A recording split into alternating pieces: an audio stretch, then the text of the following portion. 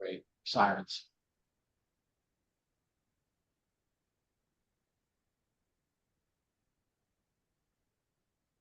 Good afternoon. As we wait for people to connect, I want to thank you all for joining us for an important and timely conversation on Hezbollah's ongoing war against northern Israel. I'm Joel Wanger, the political director for Democratic Majority for Israel. On behalf of our entire staff, our president and CEO, Mark Melman, and our board and board co-chairs, Todd Richmond and Ann Lewis, welcome. In just a minute, I'll turn it over to our board co-chair, Ann Lewis, to introduce our guests. But first, I wanted to go over a few items. If you like what you're hearing today, please check us out on social media. We're on Twitter, Facebook, and Instagram. You can sign up for our news and updates on our website, dmfi.org. And if you want to ask a question, please submit it through the Q&A feature on your Zoom interface. Now, I'm very pleased to turn it over to our board co-chair, Ann Lewis. Ann? Thank you, Joel. I'm honored to introduce our distinguished guest today, Ambassador Michael Oren and Nitzan Daniel. I had the good fortune to watch Ambassador Oren very closely when he served as Israel's ambassador to the United States between 2009 and 2013. Born in the United States, educated, and he taught at several Ivy League universities before serving in the Israel Defense Force as an officer, paratrooper, and spokesperson. But even before he was a diplomat, Michael served as an emissary to Jewish refuseniks in the Soviet Union at a time when that was a dangerous assignment. He went on to serve as an advisor to Israel's delegation to the UN, which I think had some dangers of its own, and as a government director of interreligious affairs. He has written 2 New York Times best-selling books, Power, Faith, and Fantasy, America in the Middle East from 1776 to the present, and 6 Days of War. Nitzan Daniel is a resident of kibbutz Kfar Sold, located about 3 miles from the Israel-Lebanon border. She is vice president for research and development for a high-tech startup specializing in big data, and the proud mother of a 12-year-old and an 8-year-old. But her family is under attack. For the past 8 months, there have been daily siren alerts due to rockets and explosive drones fired into Israel from Lebanon by Hezbollah. Nitzan's children can only study safely in bomb shelters and safe rooms. Ms. Daniel was part of a delegation that Ambassador Oren and DMFI recently co-hosted in Washington to raise awareness with lawmakers about Hezbollah's ongoing attacks. We look forward to learning from them. Thank you for joining us again today, Ambassador Michael Oren and Nitzan Daniel. Thank you so much, Ann. What a great honor to be introduced by you. Todd, Joel, Mark Melman, the Democrats, Democratic Majority for Israel, an extremely important organization. Thank you for hosting us, and thank you for assisting with the first delegation of displaced people from the north to inform Washington decision makers from both houses, both parties, and in the White House about the plight of nearly now 100,000 Israelis who have been displaced from their homes by furious Hezbollah rocket fire. Nitzan will talk about it further, for more than 8 months now. We know that today, they tell me that today is June 27th. In Israel, it is still October 7th. We haven't in many ways moved beyond the horrors of that day. And certainly the world's focus is very much on Gaza, on the hostage situation, the attempts to make a ceasefire, the humanitarian crisis, and almost all of the press coverage of the conflict in the Middle East right now is on Gaza, and almost entirely overlooked is the situation up north, which in just strategic terms and defense terms is a far more dangerous and potentially explosive situation. Hamas is a tactical threat to the state of Israel with all of its rockets, all of its atrocities. It can't destroy the state of Israel. But Hezbollah is a far, far greater threat. It's a strategic threat. Hamas at its height has about 20,000 rockets. Hezbollah has between 150 and 170,000 rockets. They are longer range. They are heavier rockets, and they're extremely accurate. The IDF estimate for Hezbollah rocket fire in any open war between Israel and Hezbollah is between 1 and 6,000 rockets per day, which would quickly overwhelm all of our anti-missile defense systems at any level. Hezbollah is also, in terms of just its terrorist force, between 3 and 4 times that of Hamas. Hezbollah's terrorists have been assiduously massacring Syrians for the last decade, so they're very adept at atrocities against other Arabs. You can imagine what they'll do to Israeli Jews. And along the northern border, Hezbollah is literally right across the fence. If there was some distance between Israel and Hamas, that distance does not exist along the northern border, particularly in areas like Metula, which literally almost touched them on the other side of the fence. You can't expect any Israelis to go back and live in that type of situation, even if there were a ceasefire in the north. But there is no ceasefire in the north. Hezbollah says they will not make a ceasefire until Hamas makes a ceasefire. And Mr. Sinwar, the head of Hamas, has repeatedly says he will not have a ceasefire. And the hope we have now is that Sinwar will be pressured by Israeli military action into accepting that ceasefire, and hopefully we can avert that type of out-and-out regional conflict in the north. Throughout this all overlooked is the human dimension. Those 80 to 100,000 Israelis who have been out their homes for these more than nearly 8 months now, many of them living entire families in one room, children going to different schools during the course of the year. We heard as many as 3 different schools in the course of one school year, with no end in sight. And overlooked even there are those Israelis who haven't been evacuated from the north, who are beyond the usually 5-kilometer radius to which beyond that the Israeli civilians are staying in place. And that's a particular and almost indescribable source of suffering, of hardship. And so I'm very honored to have with me Nitzan Daniel, who was one of the participants in this delegation, this very important delegation to Washington, to talk about her experiences over the last 8 months and what it's like to live under fire with children, to be a mother, to be concerned, and to see no end in sight. So with that, I will pause. I'll be happy to answer any questions you have later, but please, Nitzan, over to you. Thank you, Michael. I'd like to start by thanking you for having me. Thank you for listening. Thank you for doing everything you're doing for Israel. We do not take this for granted. I do not take this for granted. Not in any day, but especially during these days. And I also like to thank Michael, I can say, he's now the ambassador, the North People ambassador to the world, and telling our story, which was not told up until lately. So thank you for that. So my name is Nitzan. As you've heard, I'm a mother of 2 boys. Uri is 12 and Tom, who is 8. I was born and raised here in the Upper Galilee. I'm a member of kibbutz Kfar Sold. Kibbutz Kfar Sold was named after Henrietta Sold. She was the founder of Hadassah. And we are located about 3.5 miles from the border, and hence we are not displaced, we were not evacuated. And we are the northest town, village, kibbutz, who is not evacuated here in Israel. I'd like to start by going back to October 7. We woke up here, it was Saturday morning, hearing the news, and that was probably the scariest day of my life. And we couldn't avoid thinking, are we next? I don't know if you're familiar with Radwan unit, Radwan force. They are Hezbollah's special force, and their public goal is to infiltrate Israel and take over villages and army bases. Knowing that, we couldn't avoid thinking, do we need to escape? Do we need to get into the car and drive?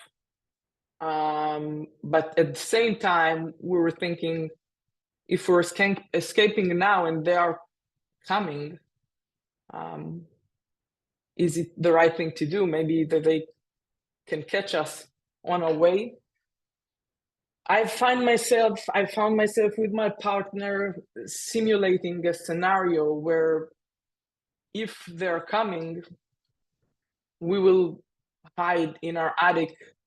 So we've simulated opening the folding stairs of our attic, getting inside up there and closing them from up there.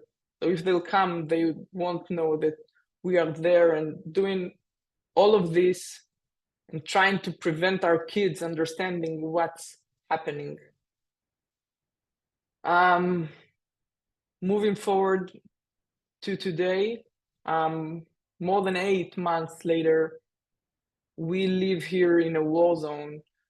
And I'd like to share what does it mean to live in a war zone here.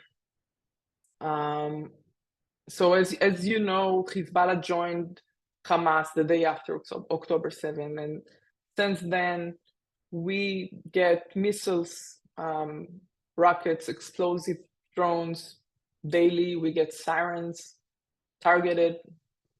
rockets targeted at us, and sirens daily. My kids, my 2 boys, at their school, they need to study in a shelter because it takes up to 15 seconds from the moment the siren is starting until the rocket is estimated to get to the target. I can tell you honestly that in most cases, the siren is starting at the same time we hear the boom of the rocket or the drone. I'm having conversations with my kids I never thought that I will need to have. I'm answering questions I never thought that I will need to answer. I don't know if I'm answering them correctly. I don't know if anyone knows how to answer them. My son asked me, Mom, if they're coming, where do you think I should hide?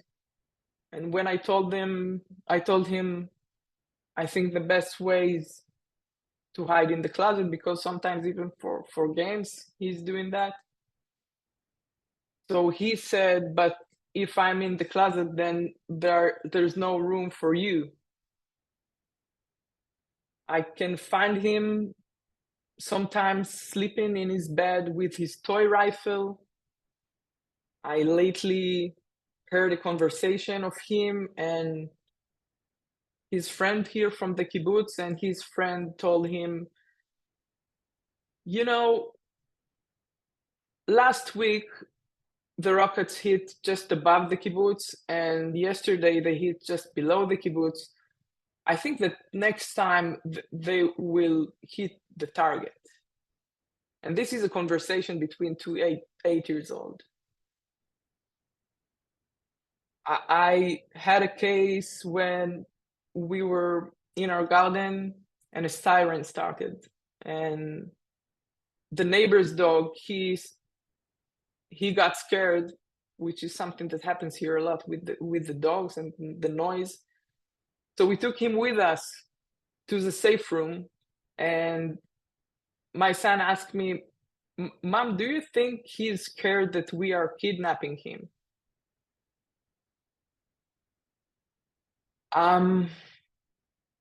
So here I am, you know, less than a century since my grandparents from one side, they escaped Europe to Argentina because they didn't feel safe. They felt that they need to run in order to protect their life. And 70 years after my grandparents from the other side, my father's side, they came to Israel from Iraq, and my grandfather, he thought that coming to the Upper Galilee is a good decision because he will be able to do business with the people of Lebanon. And you know, I don't know if ironic is the right word, but I want to say that we live here in an unbearable reality. We want to live in peace. We want just normal life. We want to feel secured, and above all, I want to make sure that I provide my kids a safe place to live. I want to make sure that my kids feel safe in their own country, in their own home. I'm asking you to try and imagine today going to sleep knowing that 3.5 miles away from you, there's another country, and there are trained soldiers that are waiting for the right moment. And I'm calling for your help. I want to thank you again for having me. I want to thank you for listening to me. And I hope for a better future for all of us. Thank you. Thank you. Thank you, Nitzan. Thank you, Ambassador, for your opening remarks. As a reminder to folks, if you have questions for either of these folks, you guys can use the Q&A feature at the bottom of the screen. But to start us off, I know here in the United States, schools have been wrapping up. The end of school year has been happening. There's the transition to summer and summer activities and summer camps. And I would love, Nitzan, for you to kind of share kind of what that reality of the end of the school year, beginning of summer, which is typically a time of excited children and happiness and celebration, what that's been like for you on your kibbutz recently. So just today, we had a end of the year party of my both kids' school. So one had finished the 6th grade, so that was supposed to be a big celebration. And the party itself, we have instead of doing it where the school is located, we have placed it a bit southern to make sure that we are as safe as we can be. And still, during the time of the party, rockets, about 50 to 60 rockets coming from Lebanon.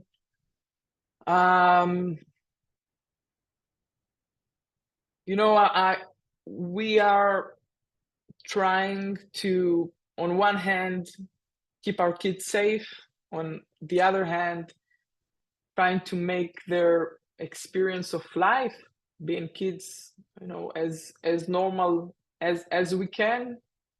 I can say that there are already studies showing an increase in schools problem, like studies. We see a higher demand for treatments. We see an increase in our elderly mortality. There are things that we can already see and we can't avoid, unfortunately. So yeah, I hope I answered your question. Oh, thank you. Thank you. I appreciate it. Ambassador Oren, I think it would be helpful if you could provide some kind of higher level explanation here of the current situation, what was supposed to be the situation under Resolution 1701, and kind of what Hezbollah's current posture has been since October 7th to kind of, make that mute or not mute, irrelevant. Thank you, Joel. Well, the Biden administration is attempting to reaffirm Resolution 1701. This was a resolution that was adopted in the aftermath of the Second Lebanon War in 2006, framed by Condoleezza Rice and then Israeli Foreign Minister Tzipi Livni. 1701 called on Hezbollah to withdraw north of the Litani River. That's about 13 miles from our northern border. And UNIFIL, the UN peacekeeping operation, was supposed to act as a buffer between Hezbollah's forces and Israel's northern border. 1701 was never really implemented. Hezbollah violated it immediately. UNIFIL did not take up that role. The American mediator, Amos Hochstein, is trying to convince Lebanon to apply this and try to convince Hezbollah to withdraw north of the Litani. Instead of the UNIFIL, my understanding would be the Lebanese army would move into that area. Now, Israel is going to have a problem with this. let's leave aside the fact that I actually don't know what kind of leverage the United States could bring to bear on Hezbollah to convince it to withdraw under Israeli fire north of the Tani River. But leaving that aside, we have a longstanding disagreement with the United States under both administrations, Republican and Democratic, about whether Lebanon actually exists. The United States proceeds on the assumption that there is a country called Lebanon. There is an entity called the Lebanese Army. As far as Israel is concerned, there is no Lebanon. There's just Hezbollah, and the Lebanese Army is basically Hezbollah. So you're negotiating with Lebanon. You're negotiating with Hezbollah.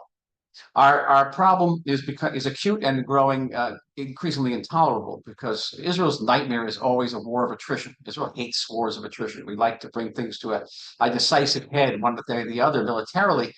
And this is worse than a war of attrition. It's a creeping attrition, as Hezbollah shell fire and rocket fire creeps southward, now reaching the tip of the Sea of Galilee.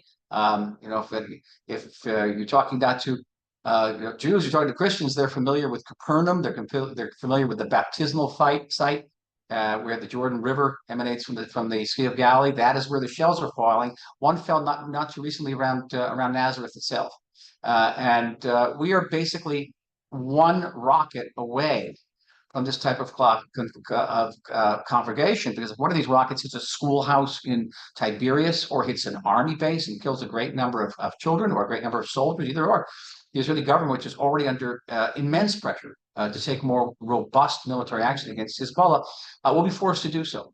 And as I mentioned before, this is a war of a completely different scale and magnitude than what we've witnessed in Gaza, with all that entails. That rapid and intense rocket fire will force the Israeli army to move into southern Lebanon. There are some 200 Lebanese villages under which, literally in the houses, under which Hezbollah has stored a great majority of its rockets. And Israel would have to move through those villages, through those houses. A very difficult war. And the United States has said publicly now that it will support Israel, at least defensively, and in helping to take down these rockets, as they did on the night between April 13th and 14th, when Iran fired the 350 rockets at us. But even America's systems, the THAAD and Aegis systems, may prove inadequate up to the task of that massive rocket fire. And the big issue is, will the United States take further action? In my discussions on the Hill and in the White House, I always ask the question, is the United States willing to put teeth into don't? Okay, remember the don't of October, when the president said to both Iran and Hezbollah, don't? But will the United States also put teeth into that, and saying, should Iran and Hezbollah dare to attack Israel on this massive scale, the United States will defend Israel not just defensively, passively, but offensively. Well, thank you. That's really helpful, and hopefully that helps to kind of shed some background for folks. Barry Klarman, who's watching along, had a question. One of the things that's also been a result of Hezbollah's attacks have been wildfires from the result of some of the rockets. And Barry wants to know kind of what are some of the longer and shorter term impacts of these fires, and are there enough resources and firefighters available given Israel's other constraints to fight these fires? Nitzan or Ambassador, whichever one of you wants to answer this, it's up to you. Son? Well, I'll answer until she comes on. It's just that more than 11,000 acres have been set on fire. That's roughly about 8,500 football fields. That's a very large area for the state of Israel. And Israel has struggled to extinguish these fires. Ultimately, we have extinguished them. It's not like the Carmel fire of 2010, where we didn't have the means. Since then, because of that fire, we've acquired firefighting implements that have been, I think, more effective. But it has had a major deleterious impact on the agricultural sector.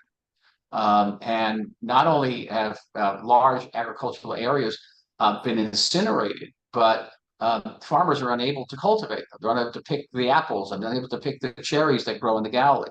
And I don't know if Nitzan can hear. You can tell how is the kibbutz grappling with this. So, one of the biggest challenges in this problem is that in many cases there is a problem handling the fire because people are afraid that more missiles will arrive. We had fires here in the kibbutz that were handled by the kibbutz members. We obviously don't have the required equipment or the knowledge to do that, but because the fires are so massive and they can't be handled like we wanted, and because again people are afraid to get hit by recurring missiles, then we see a lot of, as Michael mentioned, a lot of acres and of agriculture that are getting hurt. And personally, my parents' house in Kiryat Shmona was just a few meters. The fire got a few meters away from their home. Wow. You talk some about kind of the impacts on your children and on the school system and kind of how the end of the school year changed. But what are some examples you can share about how your kibbutz members have supported each other during these times of heightened conflict and stress? Okay, I appreciate this question because, in this crazy time, I also feel lucky. Might be strange to hear, but to say, but I live in a kibbutz, in a community that is very strong, and very soon realize that we need to support each other to get as stronger as we can out of it. And I try to describe it to others that are not from here, that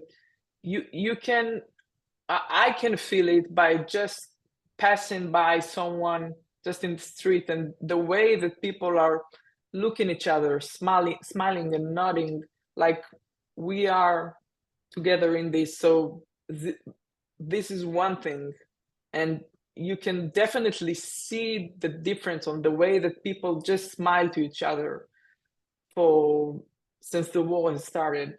But other than that, we are, I think, doing above and beyond. People here are doing above and beyond to create community events just for us. When we were in DC, it was Shavuot, that was a holiday here. People tried to celebrate it together, and again, rockets were fired, but we're still doing whatever we can for people are volunteering, teaching kids, or volunteering and doing some events even for the seniors. So I think that this is somehow created some lemonade from the lemons that we got. Thank you. It's really nice to hear. Ambassador Oren, you spoke some about kind of the projections of the volume of rockets that could come in a single day, that 1 to 6,000 range. But kind of in what ways has the types of rockets that Hezbollah has access to changed now since previous conflicts in the north? So as I mentioned before, Joel, that it's not only the numerical superiority that Hezbollah has over the Hamas rockets, but it's also in terms of the payload they carry. They're much larger, and their range. They can target anything from the northern border to a lot. And we have to assume that in any conflict with Hezbollah, Iran could join in. We've seen that Iran is capable of launching these 350 projectiles at night. And we will also be targeted by Iranian-backed militias in Iraq and in Syria, and even from the Houthi rebels in Yemen. The Houthis can reach us with their rockets. Our biggest concern is the accuracies of these rockets. And we know of several hundred rockets, which are cruise rockets. Now, in Hamas's arsenal, they only have standoff rockets, which means they go up in the air, and they come down, and we can intercept them with Iron Dome. But the cruise rockets are guided by a joystick, and they can be guided to our airports, to our oil refineries, to our chemical plants. Again, as I mentioned before, even to Dimona, our air bases. And that's where the strategic threat really comes in. There's great amount of talk in Israel about knocking out our electricity grid and whether Israel can survive without electricity for 3 days. And there's a big debate about it. It's an open debate, very disturbing debate. So that is just the rockets. The other major threat comes from drones. We now know from Ukraine that Iran is one of the major producers of drones in the world. It has a sophisticated drone technology, and many of our casualties in the north have been afflicted by drones. And the drones are also involved in surveillance and reconnaissance. They have very small drones that emit very little energy and are very difficult to detect through radar. And they can see our troops. We had a soldier killed, about 16 wounded, who were billeting in an Arab village in a community center. And Hezbollah knew where they were, and they actually published a film of the drone going down an air shaft. So there's very little places even our soldiers can hide close to the border. I have a colleague who was called up to the border and says he couldn't even get out of the bunker to go to get a meal in the mess hall because they basically get picked off in that way. Very, very dangerous. Now, on top of all that, Iran has a very large arsenal of flat trajectory anti-tank missiles. So this is not a rocket that's going up in the air. It's not zigzagging back and forth like a cruise missile, but it's going in a straight trajectory. And that is very difficult, if not impossible, to intercept. And a number of our killed and wounded have been afflicted by flat trajectory anti-tank missiles. So if I may add, sure. These exact missiles, they hit a house of my mom's good friend and killed her. She was 70 years old, and her son, 45 years old. And that was targeted directly into the house. It was not an accident and there are films showing that the house was the target and it killed 2 people, 2 civilians. Wow. A lot of folks that have on this call have been to Israel before have probably been to some of the kibbutzes in the south and seen kind of the size of the rockets that Hamas has. But Ambassador Oren, when you were in DC, you related to one of the members of Congress we were meeting with that some of the rockets that Hezbollah has are the length of a hallway in Capitol Hill. And I think that to me was a very stark visual, having seen the size of the Katyushas versus these larger scale rockets that we're talking about. There was a question from a person in the chat, so I'm missing the name now, but they were asking about kind of the newer, more advanced laser-based weapons that the U.S. has been partnering with Israel on. Are those available to be used in this to help defend Israel? Are those still in development? Kind of what is the status of those weapons, Ambassador? The weapon is called Iron Beam, and it is a quantum leap in defense technology. You know, the average Iron Dome interceptor costs between $60,000 and $80,000, and they're taking down a rocket which may cost hundreds of dollars. So there's a battle of economy of scale here, not just of quantity. And Iron Beam, a blast of a laser will cost several dollars. It'll have certain limitations, particularly if it's a cloudy day. Now, Israel has been assiduously developing this. There's a conventional wisdom that Israel would like to postpone the showdown with Hezbollah until Iron Beam could be deployed, and that will provide far greater protection. It has not been deployed as of yet, and the hope is that it will be deployed as soon as humanly possible. Keep in mind that Iron Dome went from the drawing board to deployment in 4 years, and Iron Beam has now been in production or in development for several years, and it should be ready, hopefully, in the coming months. Thank you. There's one more question from Brian in the chat, who wanted to know who is, obviously we know Iran is supplying Hezbollah with these missiles, but who is supplying Iran with these missiles? The U.S. obviously has lots of sanctions on Iran, but who is helping Iran to develop these missiles that they can then transfer to Hezbollah? Interesting question. So Iran, Israel used to be the almost the sole arms exporter and manufacturing exporter in the Middle East. We are no longer such. Iran has a very energetic, military industrial program, and they produce drones, as we know. They produce long-range rockets, and they've been supplying them to the Russians. So arms made in Iran have been killing Ukrainians armed with American weapons. So it's almost like a proxy war between the United States and Iran in Ukraine, and it's very complex. but Iran has benefited from missile technology from North Korea. The Shahab-3 long-range Iranian rocket is almost an exact knockoff of the North Korean No-Don missile. And we know that North Korean military expert scientists have visited in Iran, they visited in Syria. There's a close cooperation there. We can't rule out the possibility that there's close cooperation through North Korea with China as well. Thank you. That's very insightful. I wanna wrap up with one last question before I turn it over to Todd Richmond to close us out, our board co-chair. We've talked a lot about the threats and the risks, but I know you guys are both here to kind of ask for help, ask for our support. What can both Hill staff, political consultants, our supporters do to help and support those folks in Northern Israel? We'll start with you, Nitzan. That's a good question. I'd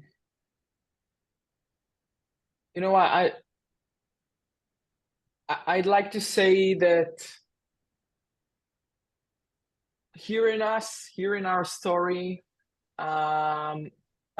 understand. I feel like sometimes, Israel around the world is misunderstood. Our story is misunderstood. I feel like once people will hear our story, and that will be a great start. And I believe that every human that will hear us and see what's happening here will know what's the right thing to do in his expertise, in her domain. So probably speaking up for us,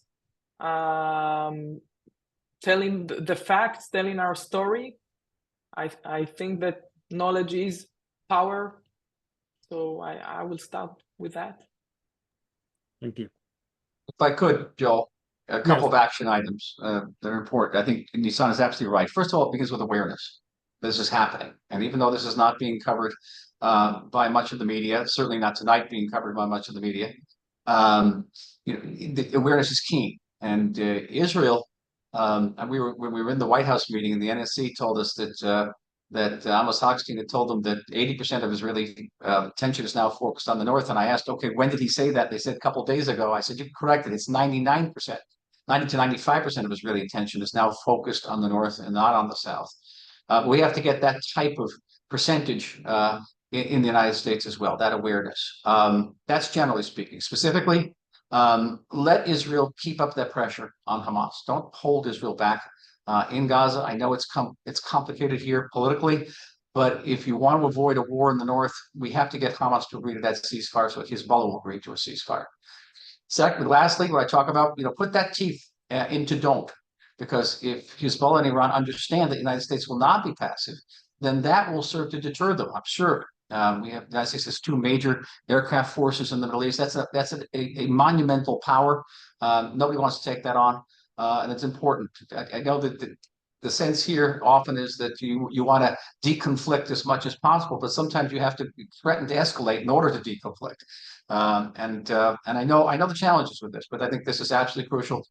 The United States could get dragged into a war very easily. All you need is one drone hitting an American naval vessel, and you get dragged in. You don't want to reach that point. I'm sure of it. So that is essential. That's essential as well. There's much talk here of holding up some munitions supplies to Israel, particularly missions that could be used to defend Israel against Hezbollah. Let's free those up, please. I think that'd be a very important message to Israelis generally. I'm not a spokesman for the Israeli government. I don't have any position there, but I think I speak for the Israeli people in saying that we deeply appreciate your help. We appreciate your support. Yesterday, Joel, we had a fantastic meeting with Kathy Manning. It's so uplifting to know there are people like that on the Hill who understand us and working for us. It is so crucial. We are deeply appreciative. We are going through a period unlike any Israel has known, certainly since its war of independence, our war of independence. And when I listen to Nitzan, I'm just in awe. I'm in awe of her courage, her steadfastness, her resilience, of her and all the people on Far Sold and all these other communities up there. We owe it to them. We owe it to them to stand strong behind the North, behind Israel generally. And again, we thank you all for your support. Thank you very much, Ambassador. Thank you, Nitzan. Thank you both for taking the time to join us today. As folks might know, Israel is many hours ahead, so it is late into the evening for Nitzan. So I really appreciate her taking the time to join us as well. Thank you My all pleasure. for joining us. Before we wrap up, I'm going to turn it over to our board co-chair, Todd Richmond, for some closing words. Thank you, Joel. Ambassador, I have to agree with you. I can't begin to tell you how inspiring you are to all of us here. And you should know that, we might be 6,000 miles away, but we are with you every single second of the day. And we are with you. We love you guys, and I just want you to know that. And Ambassador, can't thank you enough for all you've been doing, not just for Israel, but on behalf of the U.S.-Israel relationship, and the fact that you're bringing this the attention that it so deservedly needs to be done. And we are so proud to be working with you on that, and bringing you and many members of the communities from the north to the Hill to meet with political leaders, influencers, and everything in between. So thank you for all you do. And for those that are on the call, listen, we couldn't do what we do without you. And us bringing people to the Hill to meet with members of Congress and their staff, or the stuff that we're doing at state conventions all throughout the United States, and so many of the other things that we are doing as a pro-Israel democratic organization. The only one that's really getting in there and working as hard as we are, but we couldn't do it without the resources. So please visit DMFI.org, click on that support button, follow us, as Joel said before, on Twitter, Facebook, Instagram. And with that, once again, Nitzan, get a good night's sleep tonight. And we are Todd, with if I may, one more point, and that is we put in a request for another delegation to visit the White House in July through Shelley Greenspan, and we want to bring Nitzan back. So this message could be heard in the White House. We'd like to have a meeting with the Vice President. Great. Well, we will Okay. we will work on that as well. Anything for you, Ambassador. Thank you. We're working hard. I know Great you pleasure. guys are Thank you, great. Todd. Thank you. Have a great day, Thank you, everybody. Ann, everyone. Bye. Thank you very much. Nitzan. She's gone, right? It's on the water.